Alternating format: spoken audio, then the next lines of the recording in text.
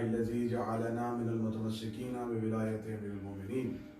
اللهم إياك نعبد وإياك نستعين الصلاة والسلام بتحية والإكرام على أشرف الأنبياء والمرسلين وأولاده الطيبين الطاهرين المعصومين ولعن الله تعالى على أعدائهم أجمعين أما بعد فقد قال حق سبحانه تعالى في كتابه المجيد بسم الله الرحمن الرحيم ثم ورثنا الكتاب الذين اصطفينا من عبادنا. مومنین اکرام السلام علیکم، یا علی علیہ السلام مدد۔ سب سے پہلے ابتدائی گفتگو میں آج کی اس حی علی العزاء پیج کی تمام انتظامیہ، ان کے ایڈمن جناب سید علی رضا بخاری صاحب، ان کے لیے دعا گو ہوں میرا مالک ان کی توفیقات خیر میں اضافہ فرمائے۔ میرا مالک جناب سید عمران شیرازی صاحب لندن سے، میرا مالک انہیں ہر طرح سے اپنی حفظ و امان میں رکھے۔ میرے ساتھ آج تشریف فرما ہیں جناب میر سید ابو صالح رضوی صاحب، جن کی شخصیت کسی سے ڈھکی چھپی نہیں، میرا مالک ان کی توفیقات خیر میں اضافہ فرمائے۔ آج کی گفتگو ہماری ایک موضوع ایک ٹاپک پہ ہے۔ جیسا کہ تمام احباب جانتے ہیں کہ رمضان المبارک کا چاند طلوع ہو چکا ہے، اور یہ وہ رمضان المبارک کا وہ چاند ہے جس میں انسانیت اپنے خالق کے قریب ہونے کی جستجو میں ہوتی ہے۔ توبہ کے دروازے انسانیت کے لیے کھول دیے جاتے ہیں، مغفرت اور یہ رحمت کا مہینہ اسے گردانا جاتا ہے۔ انسانیت ترس رہی ہے، تڑپ رہی ہے کہ وہ اپنے سال بھر کی غلطیاں اور کوتاہیاں اسی ایک مہینے میں معاف کروا دے۔ مولا امیر المومنین سے سوال کیا گیا تھا کہ مولا رمضان کے بارے میں بتائیے کہ کیا فضیلت ہے رمضان کی، تو امیر المومنین نے فرمایا تھا کہ مومن کا وہ جو دن جو بغیر گناہ کے گزر جائے وہ ہر دن اسی رمضان کے برابر ہے۔ رمضان المبارک میں انسانیت اللہ کے قریب ہونے کی کوشش میں ہے، لیکن انہیں یہ خبر نہیں کہ اللہ کے قریب ہونے کے لیے انہیں پہلے ان کے قریب ہونا پڑے گا جو اللہ کا قرب ہے، اور یقیناً آل محمد ہی وہ بہترین وسیلہ ہیں، آل محمد ہی وہ بہترین قرب ہیں جو ہمیں اللہ کے قریب کریں گے۔ خدا جسم و جسمانیت سے مبرہ ہے، خدا کسی ایک جگہ پہ سماتا نہیں، خدا کسی ایک جگہ پہ نظر نہیں آتا۔ خداوند متعال کو ڈھونڈنے کی کوشش کرنا بالکل ایسا ہی ہے کہ جیسے کوئی انسان بالکل اندھیرے میں ہے اور وہ اندھیرے میں بھی روشنی کی تمنا کر رہا ہے۔ جب آپ یہ سمجھتے ہیں کہ خدا کو فاصلوں میں ناپا نہیں جا سکتا، جسم میں اس کو دیکھا نہیں جا سکتا، نظر میں وہ سما نہیں سکتا، تو پھر خدا کو کہاں سے ڈھونڈنے کی کوشش کی جا رہی ہے؟ عبادات ہو رہی ہیں واجب قربتاً اللہ کے لیے، رمضان کے روزے ہیں اللہ کے قریب ہونے کے لیے، حج بیت اللہ ہے اللہ کے قریب ہونے کے لیے۔ اگر یہ ساری منزلیں قربتاً اللہ ہے تو پہلے یہ دیکھنا پڑے گا کہ وہ کون ہے جو ہمیں اللہ کے قریب کرتا ہے، وہ کون ہیں جنہوں نے ہمیں اللہ کی پہچان کروائی ہے۔ معصوم سے پوچھا گیا تھا میرے مالک ہمیں بتائیں کہ اللہ کو پہچاننے کا بہترین ذریعہ کیا ہے، تو فرمایا کہ ہم آل محمد اللہ کی پہچان کا بہترین ذریعہ ہے، ہمارے ذریعے تم اللہ کی پہچان کرو گے، کیونکہ زمین پہ سورج نہیں آتا، سورج کی کرنیں آتی ہیں، کرنیں سورج نہیں ہوتی، سورج کا اثر ہوتا ہے۔ 14 دنیا میں آئے ہیں اللہ کو منوانے کے لیے، یہ بھی اللہ نہیں، یہ اللہ کا اثر ہے۔ جیسے بغیر کرنوں کے سورج پہچانا نہیں جاتا، بغیر 14 کے اللہ بھی پہچانا نہیں جاتا۔ اگر آپ یہ چاہتے ہیں کہ آپ اللہ کے قریب ہونا چاہتے ہیں تو آپ کو اپنی نمازوں، اپنے روزے، اپنے تقویٰ،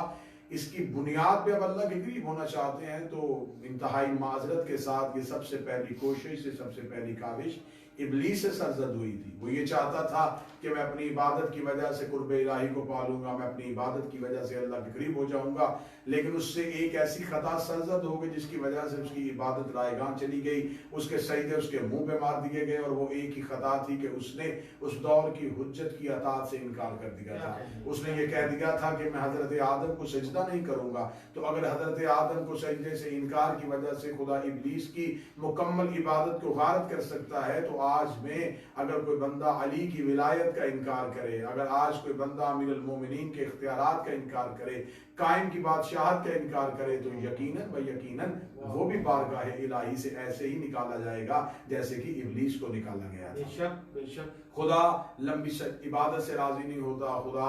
زیادہ کثرت عبادت سے راضی نہیں ہوتا. خدا یہ دیکھتا ہے کہ تم میں سے کون ہے جو اطاعت حجت میں ہے, تم میں سے کون ہے جو میری اس دور کی حجت کی معرفت حاصل کیے ہوئے ہے. ہم میں سے کوئی جو اللہ کو پانے کی تمنا کرتا ہے پہلے یہ سوچے کہ ہم نے اللہ کو دیکھا نہیں ہے, یا وہ اللہ ہماری نظروں میں آیا نہیں ہے, حواس خمسہ میں وہ اللہ سماتا نہیں ہے, دیکھنے میں آتا نہیں ہے, سنائی وہ نہیں دیتا, اسے سونگھا نہیں جا سکتا, اسے چکھا نہیں جا سکتا. تو جو خدا ہمارے حواس خمسہ میں آئے ہی نہیں تو پھر اس خدا کو پانے کی تمنا کیا ہے.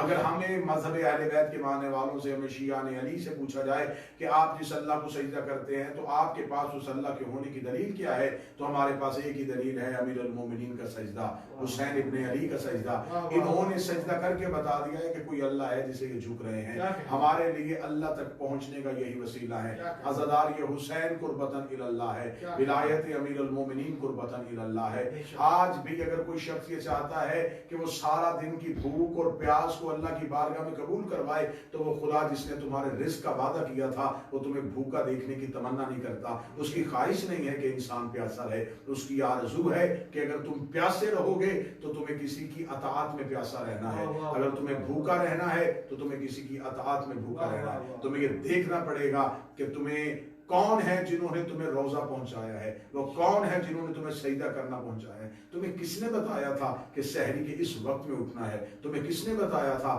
کہ افطار کا یہ وقت معین ہے, تمہیں کس نے بتایا تھا کہ اللہ کی یہ چیز جو تم پہ حلال ہے وہ حرام کر دی گئی ہے. اس کا مطلب ہے کہ اگر تم نے حجت کے کہنے پہ حلال چیزیں سحر سے لے کے افطار تک اپنے اوپر حرام کرنی ہے تو پھر اس کا مطلب ایک اختیار حجت ہی کو ہے کہ وہ جب چاہے مخلوق پہ کسی چیز کو حلال کر سکتا ہے, وہ جب چاہے وہ مخلوق پہ کسی چیز کو حرام کر سکتا ہے. وہی خدا کی نعمتیں جسے ہم سارا دن کھاتے تھے, ان نعمتوں سے ہاتھ پیچھے کیوں روک لیا گیا؟ اللہ کی رضا کے لیے. بھوکے کیوں رہے؟ اللہ کو خوش کرنے کے لیے. جب اللہ کو راضی کرنے کے لیے یہ ساری چیزیں ہو رہی ہیں تو یہ ساری چیزیں بتانے کے لیے ہم تک اللہ تو نہیں آیا. اگر اللہ نے یہ کتاب الہی, یہ قرآن ہم تک اتارا ہے تو وہ بھی کسی کے وسیلے سے. یہی فرق ہے آل محمد میں کہ ہم نے پہلے قرآن سے پوچھا ہے کہ ہمیں کیا کرنا ہے, اور قرآن نے ہمیشہ آل محمد سے پوچھا ہے کہ ہمیں کیا کہنے کے بلا کیا کہنے. ہم محتاج قرآن ہیں, وہ وارثان قرآن دعویٰ ہے تو یہ دلیل ہے, قرآن مقدمہ ہے تو یہ وکیل ہے, قرآن جید ہے تو یہ سید ہے, قرآن پاک ہے تو یہ بھی پاک ہے, قرآن رہبر ہے تو یہ بھی رہبر ہے. اگر ہم تک قرآن پہنچا ہے تو انہی کے وسیلہ سے, انہی کی وساطت سے ہم تک پہنچا. عبادات الہیہ کو اگر ہم نے بجا لانا ہے تو صاحبان, ناظرین محترم, میں آپ کی بارگاہ میں گزارش کروں کہ وہ خدا عبادت سکھانے کے لیے نہیں آیا. اس خدا نے جس کے پاس مکمل طاقت و اختیار تھا, ہے اور ہمیشہ رہے گا, وہ علی کل شیء قدیر ہے, لیکن جب وہ ہم تک پہنچتا ہے تو وہ بغیر آل محمد کے وسیلے سے ہم تک نہیں آتا. تو یہاں میں گزارش کرنا چاہوں گا, جو سب کچھ کر سکتا ہے جب وہ بغیر آل محمد کے ہم تک نہیں آتا تو ہم اپنی عبادت کو بغیر آل محمد کے اللہ کی بارگاہ میں کیسے کیا کہنے کے. یقیناً رمضان کے ماہ مقدس میں, اس ماہ مبارک میں اللہ کی یاد میں بھوکے رہیے, پیاسے رہیے, لیکن اس پیاس کو صرف فقط اپنی پیاس نہ سمجھیے گا, پیاسے حسین کو یاد کر کے. اگر آپ نے اس دن میں بھوکے رہنا ہے تو آپ کو آل محمد کی محبت میں بھوکے رہنا, آپ کو آل محمد کی اطاعت سے ایک لمحہ کے لیے منحرف نہیں ہونا, ولایت علی سے ایک لمحے کے لیے انکاری نہیں ہونا. اگر آپ عبادت کی کثرت پہ اللہ کے قریب ہونا چاہتے ہیں تو رسالت امام کی وہ حدیث صحیح اسناد کے ساتھ کتابوں میں بیان کر دی گئی ہے کہ اگر تمہارے پاس احد کے پہاڑ کے برابر سونا تم راہ خدا میں خرچ کرو, کیا بات ہے, اور تم نے 100 یا 80 حج پیدل رسول کے ساتھ کیے ہوں, صفا اور مروہ کرتے ہوئے غربت کی حالت میں مارے جاؤ, لیکن اگر تمہارے دل میں ایک رائی کے دانے کے برابر بھی بغض علی ہے تو یقیناً تمہارے اعمال تمہارے کام نہیں آئیں. بے شک اعمال کی قبولیت کی بنیاد ولایت علی ابن ابی طالب ہے. اعمال قبول ہوں گے تو علی کی ولایت کی وجہ سے. نماز بارگاہ قدرت میں جائے گی, بارگاہ ربوبیت میں جائے گی, تو اگر حجت کی اطاعت ہے تو خدا قبول کرے گا, ورنہ اس نماز کو تمہارے منہ پہ ایسے مار دیا جائے گا جیسے 6.5 لاکھ سال کی عبادت ابلیس کے منہ پہ مار دی گئی. یہاں آج کے دن میں اس پیج, اس کے وساطت سے یہ پیغام بھی دنیا تک پہنچانا چاہوں گا کہ 2 دن پہلے ایک صاحب نے جب اپنے خطبہ جمعہ میں یہ کہہ دیا کہ ہمارے نزدیک عزاداری کی حیثیت بھی ایسی ہے جیسے تراویح کی حیثیت ہے، تو یقیناً اس نے ایسا کہنے کے بعد اپنی حیثیت ہمیں بتا دی ہے کہ اس کی اپنی حیثیت کیا ہے۔ ہمارے نزدیک عزاداری وہ عبادت ہے جس کی قضا ممکن نہیں ہے۔ ہمارے نزدیک عزاداری روح عبادت ہے، ہمارے نزدیک عزاداری یقین عبادت ہے، ہمارے نزدیک عزاداری اللہ کی بارگاہ میں جانے کے لیے بہترین قرب ہے۔ نمازیں پڑھی جاتی ہیں جنت کے لالچ میں، روزے رکھے جاتے ہیں جنت کے لالچ میں، اعمال کیے جاتے ہیں جنت کے لالچ میں، لیکن عزاداری کی حضرت امام حسین جنت کے لالچ میں نہیں کی جاتی۔ عزاداری امام حسین صرف خوشنودی سیدہ کے لیے کی جاتی ہے، صرف امام حسین علیہ السلام کی خوشنودی کے لیے برپا کی جاتی ہے۔ تو یقیناً اگر اس ملعون نے یہ بکواس کی ہے تو اس نے اپنا اور اپنا شجرہ بیان کیا ہے۔ ہمارے نزدیک عزاداری روح ہے، عبادت ہے، ہمارے نزدیک عزاداری حیات ہے، ہمارے نزدیک عزاداری اللہ کی بارگاہ میں اپنے اعمال کو بھیجنے کا بہترین وسیلہ ہے۔ تو آج بھی میری گزارش تمام ناظرین محترم سے یہ ہے کہ یہ ماہ مبارک ہے، اس ماہ مبارک میں اللہ کے قریب ہونے کے لیے پہلے ان کا قرب ڈھونڈنا پڑے گا جو ہمیں اللہ کے قریب کریں گے۔ آپ نیت کرتے ہیں نماز کی قربتاً اللہ کے لیے، آپ روزے کی نیت کرتے ہیں قربتاً اللہ کے لیے، تو پہلے یہ تو دیکھیں کہ اللہ کے قریب کرنے والے کون ہیں، وہ کون ہیں جو ہمیں اللہ کے قریب لے کے جائیں گے۔ تو قرآن سے جا کے پوچھئے گا کہ وہ کون ہیں جو قرب الہی ہیں، وہ کون ہیں جو ہمیں اللہ کے قریب کرتے ہیں، وہ کون ہیں جو صراط الذین انعمت علیہم ہیں، وہ کون ہیں جنہیں اہدنا الصراط المستقیم کہا جاتا ہے، وہ کون ہیں جن کے پاس مکمل کتاب کا علم ہے، وہ کون ہیں جسے خدا نے اپنی رضاؤں کا مالک بنایا ہے، وہ کون ہیں جنہیں خدا نے خود قرآن میں یاسین کہہ کے بلایا ہے، وہ کون ہیں جنہیں خدا نے راسخون فی العلم کہا ہے، وہ کون ہیں جنہیں خدا نے وارثان کتاب قرار دیا ہے، وہ کون ہیں جسے خدا نے مصطفیٰ قرار دیا ہے۔ تو نماز میں رمضان کے مہینے میں جہاں کثرت تلاوت کا اجر ہے وہاں قرآن میں تفکر بھی کیجئے، وہاں قرآن میں تدبر بھی کیجئے، قرآن کے سینہ سے فضائل آل محمد کو ڈھونڈنے کی کوشش کیجئے۔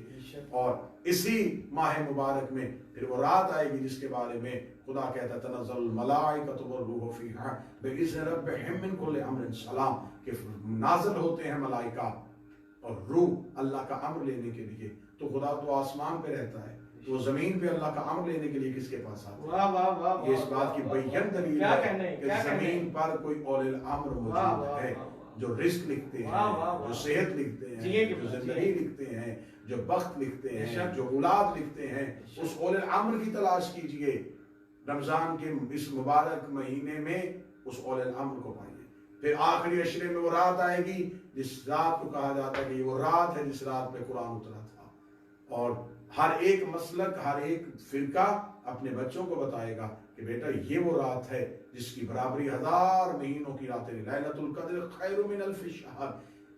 یہ رات وہ رات ہے جس کی برابری 1000 مہینوں کی راتیں نہیں کر سکتی، تو راتیں تو باقی بھی اللہ کی بنائی ہوئی راتیں ہیں۔ اس رات میں اور اس رات میں فضیلت کے حد جواب ملتا ہے کہ یہ وہ رات ہے جس رات پہ قرآن اترا تھا۔ تو جس رات پہ قرآن اترے اگر وہ رات باقی راتوں سے افضل ہے، تو جس گھر پہ قرآن اترے وہ گھر بھی باقی گھروں سے افضل ہے، جس ذات پہ قرآن اترے وہ ذات بھی باقی ذاتوں سے افضل ہے۔ جو وارث قرآن ہے، جو مالک قرآن ہے، وہ ذات امیر المومنین علی ابن ابی طالب ہے۔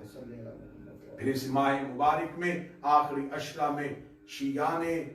علی کے لیے ایک بہت بڑا دکھ اور درد وہ اس آخری عشرہ میں نہاں ہے شہادت امیر المومنین کی مناسبت سے، کہ اس ماہ میں، اس کے آخری عشرہ میں اس بادشاہ، اس شہنشاہ کی شہادت ہے جس نے زمانے کو جینا سکھایا، جس نے زمانے کو قرآن کے راز سمجھائے، جس نے زمانے کو الوہیت بتائی، جس نے بتایا ہے اپنے وجہ اللہ سے کہ اللہ کا چہرہ کون ہے، عین اللہ کون ہے، جس کی ولایت تمام عبادات کی قبولیت ہے۔ اسی امیر المومنین کو مسجد کوفہ میں نماز کی حالت میں جب ضرب لگائی جاتی ہے تو ایک صدا کوفہ کی مسجد سے گونجتی ہے، فزت برب الکعبہ، رب کعبہ کی قسم علی کامیاب ہو گیا۔ جو بکواسات کرتے تھے ممبروں پہ علی کے بارے میں، علی نے مصلی پہ اپنے مصلی کو لہو سے رنگین کر کے ہر دور کے ابن ملجم کو بتا دیا کہ تم جب بھی مجھے قتل کرو گے تم نماز میں کرو گے۔ اس دور کے ابن ملجم نے 19 رمضان کی شب علی کو نماز سے جدا کرنا چاہا، اور آج کے دور کا ابن ملجم پھر اسی کوشش میں ہے کہ ہم نماز سے علی کو جدا کر دیں، لیکن 19 رمضان کی شب گواہ ہے کہ ابن ملجم کے ارادے تبدیل ہو گئے، لیکن نماز علی سے جدا نہ ہوئی اور علی نماز سے جدا نہ ہوئے۔ زخمی امیر المومنین کو اٹھایا جاتا ہے، اور زخمی امیر المومنین کو جب گھر کے دروازے پہ لایا جاتا ہے تو وہ کائنات کا سب سے بڑا بادشاہ آواز دے کے کہتا ہے کہ اے میرے صحابہ تم گلی سے واپس چلے جاؤ، تمہیں بازار سے واپس جانا پڑے گا۔ جب پوچھا جاتا ہے کہ یا امیر المومنین، یہ تو آپ کے پاک صحابہ ہیں، یہ تو آپ کی محبت سے آپ کے ساتھ آ رہے ہیں، تو آواز دی جاتی ہے کہ دروازے کے پیچھے علی کی بیٹیاں کھڑی ہیں، میں گوارا نہیں کرتا کہ میری بیٹی کی صدا کسی صحابی کے کان میں چلی جائے۔ رمضان کے آخری عشرے میں اس شہنشاہ کو یاد کرتے ہوئے جملہ ضرور کہیے گا، اے امیر المومنین، جس بیٹی کی آواز آپ صحابی کے کان میں برداشت نہیں کرتے تھے، اللہ جانے شام کے بازار میں اس بیٹی کا خطبہ کیسے سنا ہوگا، اس بی بی کی آواز کیسے سنی ہوگی۔ یہ آخری عشرہ اس شہنشاہ کو رونے کا عشرہ ہے۔ کبھی بھی ہم پہ اعتراض ہے چند جدید شیعوں کی طرف سے بھی ہے کہ شاید یہ ماتمی یا زادار یہ عید کو عید نہیں سمجھتے، ہم یہ سمجھتے ہیں یہ روز عید ہے، لیکن ہم اس عید کو منا نہیں سکتے، اس لیے کہ علی کی بیٹیوں نے یہ عید یتیمی کی حالت میں منائی ہے، اور ہماری خوشیاں اور غم وابستہ ہیں اسی پاک صحن کے ساتھ، اسی پاک گھر کے ساتھ، اسی پاک خانوادہ کے ساتھ۔ انہی الفاظ کے ساتھ میری دعا ہے اللہ ہمیں معرفت محمد و آل محمد نصیب فرمائے، ولایت امیر المومنین نصیب فرمائے، عزاداری امام حسین نصیب فرمائے، پوری انسانیت میں میرا مالک رحم فرمائے، میرے وارث کے ظہور میں جلدی ہو، میرے شہنشاہ کے ظہور میں جلدی ہو، ہمیں مالک کے ناصرین میں میرا مالک شمال فرما لے، ہماری آنکھوں کو اس قابل فرمائے کہ ہم مالک کی زیارت سے مشرف ہو سکیں۔ حی علی العزا، اس تمام ٹیم کی کوشش کاوش کو پاکستان، انڈیا، میرا مالک ہر جگہ پہ جہاں یہ آباد ہے انہیں اپنی محبت اور اپنی معرفت کے ساتھ ہمیشہ آباد و شاد فرمائے۔ سید عمران شیرازی صاحب، میرا مالک ان کی توفیقات میں اضافہ فرمائے، بالخصوص برادر اکبر، برادر ذی وقار جناب میر سید ابو صالح رضوی، میں میرے مالک ان کا خانوادہ، ان کے شہزادگان جناب نالین رضوی، جناب حسین رضوی، میرا مالک ان کی توفیقات میں اضافہ فرمائے، تمام کو زندگی اور صحت عطا فرمائے، دیکھنے والوں کو میرے مالک زندگی اور صحت عطا فرمائے۔ ربنا تقبل منا انک انت السمیع العلیم، آمین یا رب العالمین۔ اللہم صل علی محمد